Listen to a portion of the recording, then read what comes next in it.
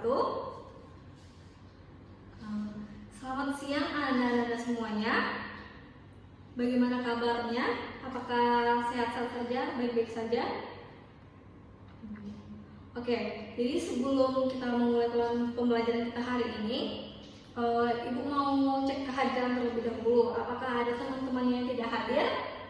Kalau ada, siapa namanya? Ya, silakan. Siapa? Putri. Baik. Kemana dia? Oh, sakit. Oke. Dan setelah itu kita lihat dulu bangku mejanya semuanya, apakah udah rapi dan apakah ada sampah. Jika belum rapi, silakan dirapikan terlebih dahulu meja-mejanya. Baik, jika sudah dirapikan, apakah tadi sudah membaca doa semuanya? Belum. Oke, jadi silakan dibaca dulu doanya. Untuk ketua kelas silakan dipandu pembacaan doanya dan berdoa menurut kebijakan kita masing-masing. Kita memasuki pembelajaran hari ini. Mari kita review dulu pembelajaran kita minggu kemarin. Nah, anak-anak semuanya, apakah ada yang tahu apa materi kita minggu kemarin? Ya, silakan Suha. Betul.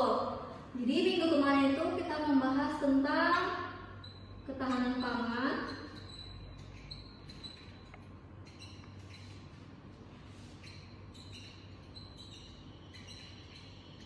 bahan industri,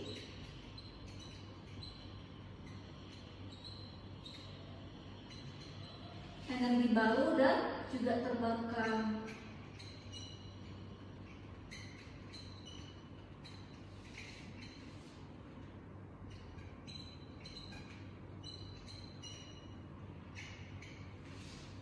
Nah, Anda semuanya, apakah ada yang tahu apa itu tentang ketahanan pangan? Ya, Asmi, apa itu ketahanan pangan? Betul, jadi untuk ketahanan pangan itu sendiri adalah yaitu ketersediaan pangan.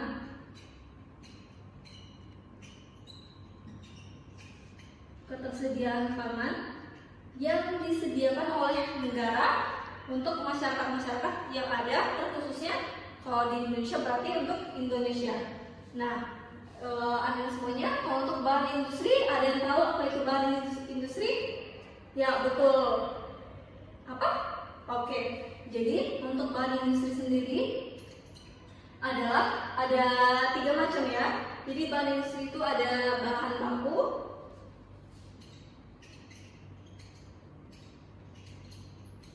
bahan setengah jadi,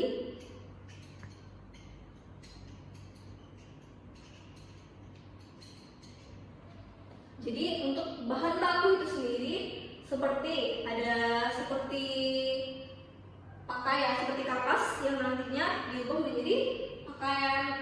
Dan ini juga tinggal satu lagi, itu bahan mentah. Gitu, bagus. Dan terakhir itu ada tentang energi baru dan juga terbarukan. Nah, Anda semuanya ada yang tahu apa itu energi baru dan juga terbarukan? Ya, betul. Jadi energi baru dan terbarukan ini seperti bahan tambang, ada minyak bumi, batu bara,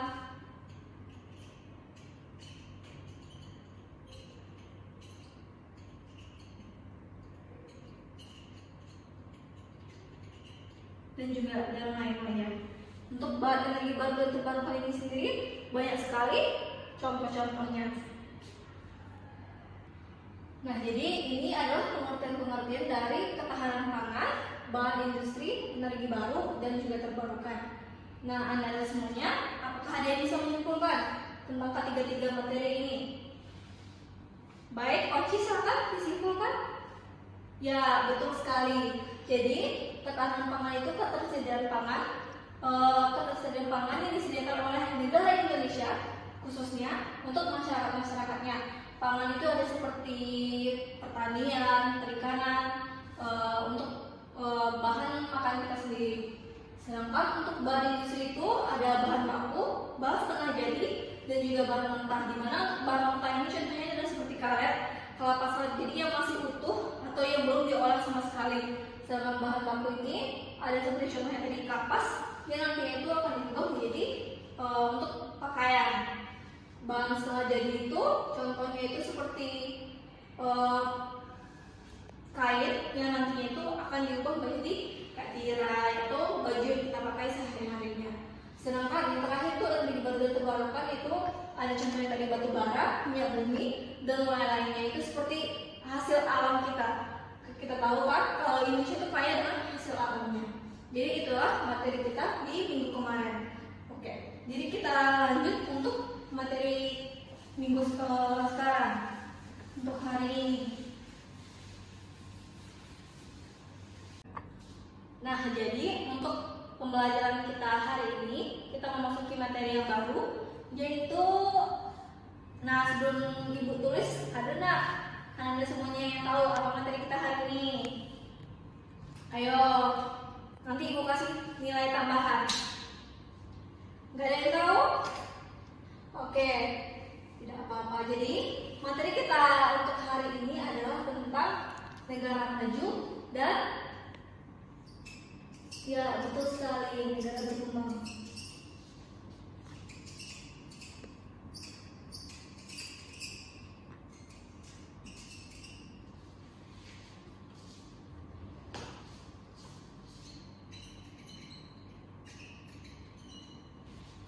Nah, anda semuanya ada yang tahu nggak apa itu negara maju dan negara berkembang?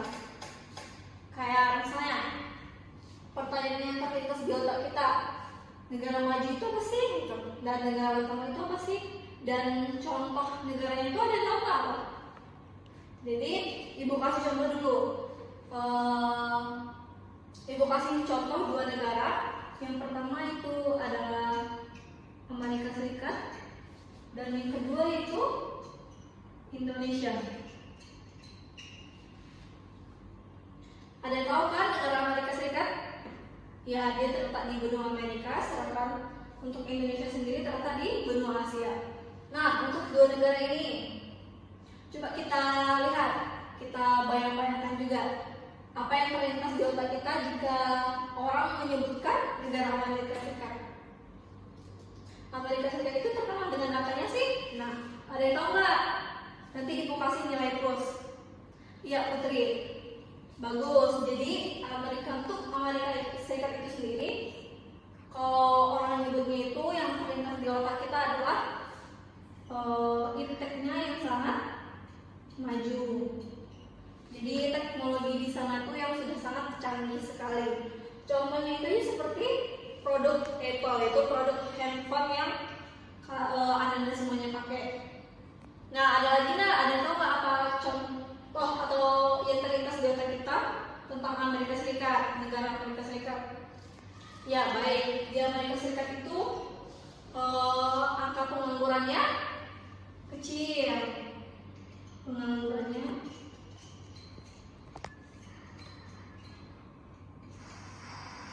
atau tidak tinggi sekali.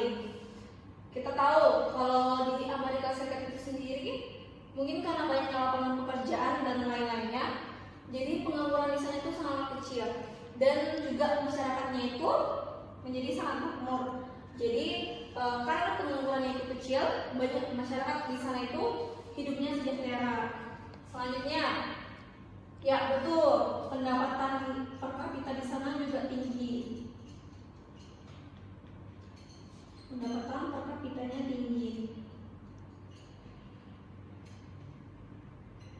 Ada yang tahu nggak kenapa kok bisa Amerika Serikat itu pendapatan per kapitanya tinggi? Ya, itu tadi karena banyaknya lapangan pekerja di sana dan juga yang mengakibatkan pengangguran itu menjadi minim dan juga pendapatan per kapita di sana juga menjadi tinggi. Nah, itu tentang Amerika Serikat. Selanjutnya kita beralih ke Indonesia, negara kita sendiri nih. Jika orang-orang menyebut Indonesia, apa yang terlintas di otak kita? Ya betul, negara kita sendiri, negara kepulauan, sumber daya alamnya yang sangat banyak. Nah, untuk seperti ini tadi, kalau di Indonesia itu kayak bagaimana sih? Baik, Paci, bagaimana? Ya betul, di Amerika Serikat, di Indonesia itu juga sama, teknologinya juga canggih, cuma belum secanggih yang ada di Amerika Serikat. Dia sudah termasuk canggih, tapi tidak secanggih yang ada di Amerika Serikat. Nah, selanjutnya ada yang tahu nggak apa lagi? Ya, untuk pengangguran itu sendiri, pengangguran di Indonesia itu kalau kita telaah dan kita telusuri lagi, pengangguran di Indonesia itu sangatlah banyak. Jadi angka pengangguran di Indonesia itu sendiri tinggi. Nah, jadi dampaknya itu nantinya ke Indonesia dan ekonomi Indonesia itu adalah tingginya angka kemiskinan.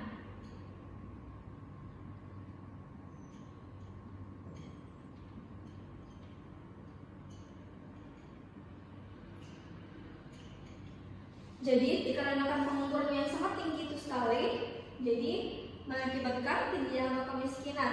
Nah, jadi pengaruh dari dua intinya adalah karenanya itu lapangan pekerjaan itu yang tidak adanya lowongan pekerjaan yang menyebabkan pengangguran lebih tinggi dan nanti akhirnya itu tingginya angka kemiskinan. Jadi rakyat Indonesia itu tidak makmur jadinya. Nah, yang membuat pendapatan per kapita di Indonesia itu juga rendah, tidak setinggi yang ada di Amerika Serikat.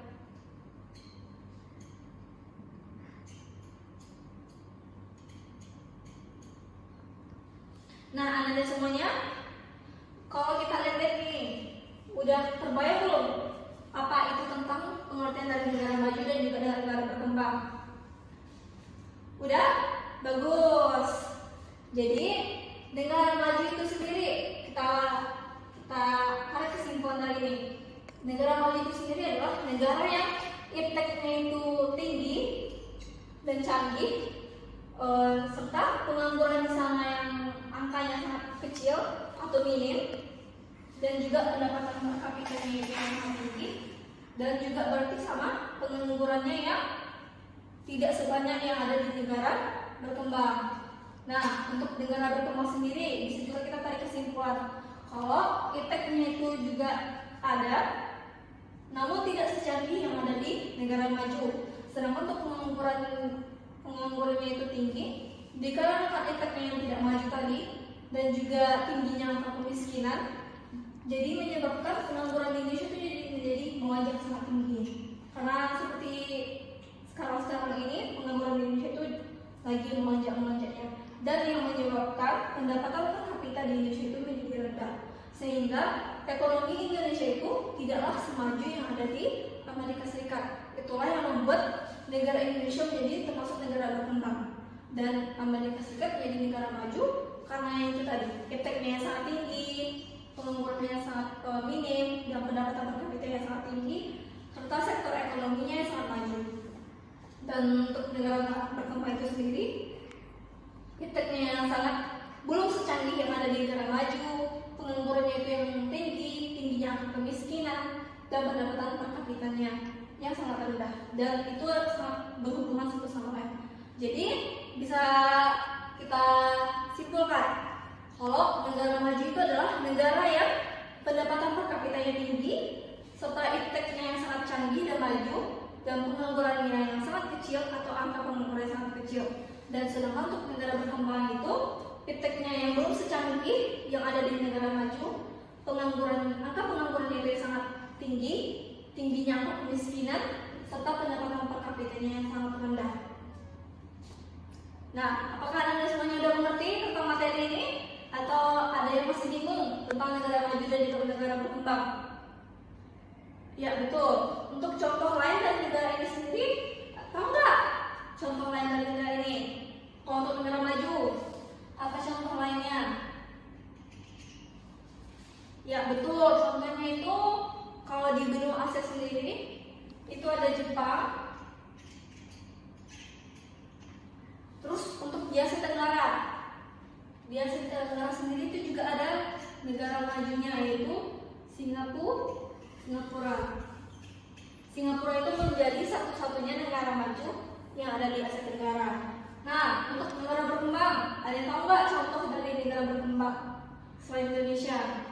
Ya, betul, ada Malaysia, Brunei Darussalam, Filipina, dan banyak lainnya.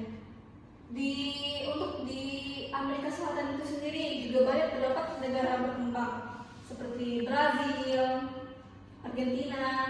Itu adalah contoh-contoh orang yang salah persepsi, kayak orang bakal mengira itu adalah negara maju, padahal realitanya mereka adalah negara berkembang. Jadi itulah pembelajaran kita tentang negara maju dan juga negara berkembang. Ada yang ingin ditanyakan lagi atau ada yang masih bingung anak-anak semuanya?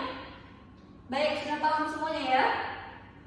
Oke, karena sudah paham semuanya, kita bisa, Ibu akan kasih tugas ke Anda semuanya.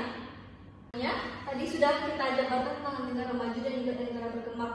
Agar lebih mantap lagi, jadi akan Ibu sajikan sebuah video tentang negara maju dan negara berkembang. Anda semuanya silakan nanti dianalisis videonya itu, dan analisisnya itu nanti ditulis di kertas lembar. Jadi setelah nonton videonya, dianalisis dan ditulis di kertas lembar, nanti yang mau ke depan 3 orang saja yang mau ke depan, nanti silakan dijabarkan hasil analisisnya. Nanti yang maju ke depan akan Ibu kasih nilai tambahan ya semuanya. Nah, anak-anak semuanya, jadi itulah pembelajaran kita hari ini, yaitu tentang negara maju dan negara berkembang, di mana negara maju itu adalah negara yang IPK-nya sangat tinggi, penganggurannya yang sangat kecil, pendapatan per kapitanya yang sangat tinggi, dan sedangkan negara berkembang itu adalah negara yang angka kemiskinannya itu yang sangat tinggi, serta tingginya pengangguran dan pendapatan per kapitanya yang rendah. Jadi itulah pembelajaran kita tentang hari ini, itu tentang negara maju dan negara berkembang. Sekian dari Ibu sudahi, dan kita tutup pembelajaran kita hari ini dengan membacakan Alhamdulillah.